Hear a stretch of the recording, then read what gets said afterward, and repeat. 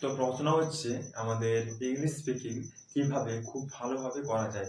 দেখো বন্ধুরা, English speaking করার জন্য তোমাদেরকে মোট কথা হচ্ছে প্র্যাকটিস করতে হবে। দৈনন্দিন তোমাকে প্র্যাকটিস করে যেতে হবে এবং প্র্যাকটিসের মাধ্যমে তুমি সেটাকে ইমপ্রুভ করতে পারবে। ঠিক আছে, practice is the main way to improve your skill. যদি তুমি প্র্যাকটিস করো তাহলে তুমি সব কিছুই শিখতে পারবে এবং অন্যদের থেকে অনেকটা এগিয়ে থাকবে।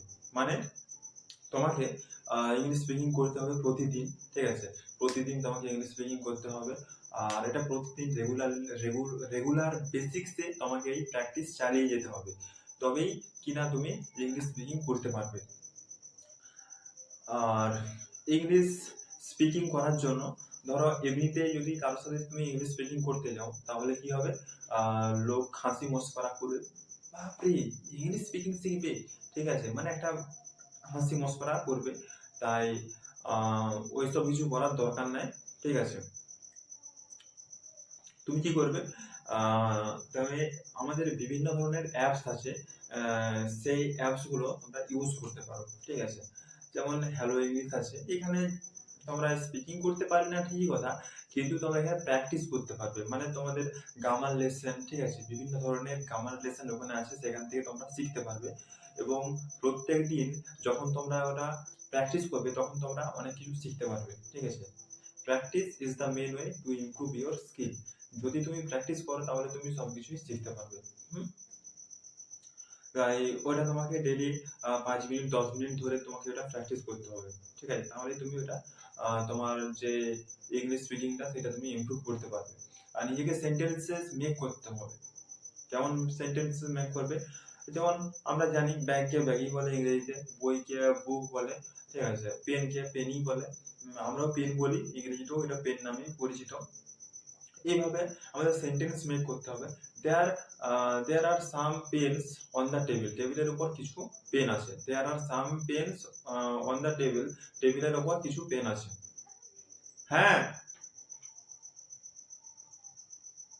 এইভাবে সেন্টেন্সেস মেক করতে হবে। ঠিক আছে, তো যাই হোক, ভিডিওর মধ্যে কোনো কিছু বলা চলবে না।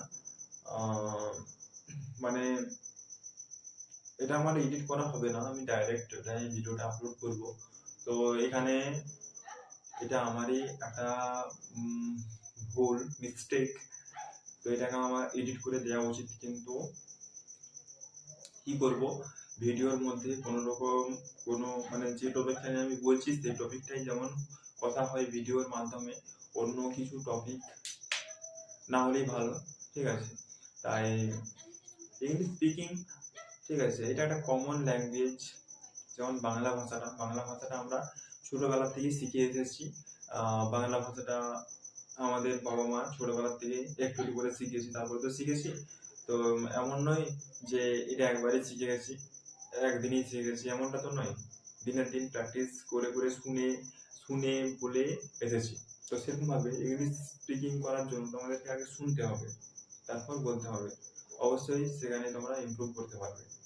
প্রথমে শুনতে হবে এবং তারপর বলতে হবে, অবশ্যই তোমরা অনেকটা ইমপ্রুভ করতে পারবে। আর টেন্স টেন্স এটাও শিখতে হবে। টেন্স হচ্ছে 3 প্রকার: প্রেজেন্ট টেন্স, পাস্ট টেন্স এবং ফিউচার টেন্স। এই প্রেজেন্ট, পাস্ট, ফিউচার টেন্সকে আবার 4টি করে ভাগে ভাগ করা হয়েছে,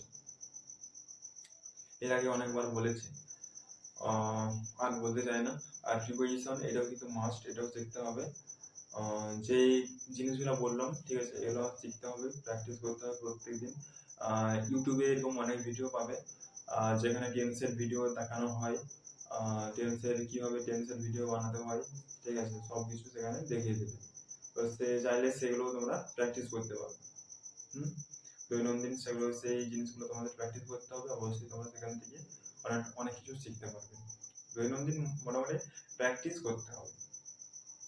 আর কিছু অ্যাপ আছে যেমন সিপি অ্যাপ, এই অ্যাপটা ডেইলি 30 মিনিটস ফ্রি দেয়, অন্যান্য অ্যাপ দেয় না 30 মিনিটস, কিছু কিছু অ্যাপস আছে দেয়।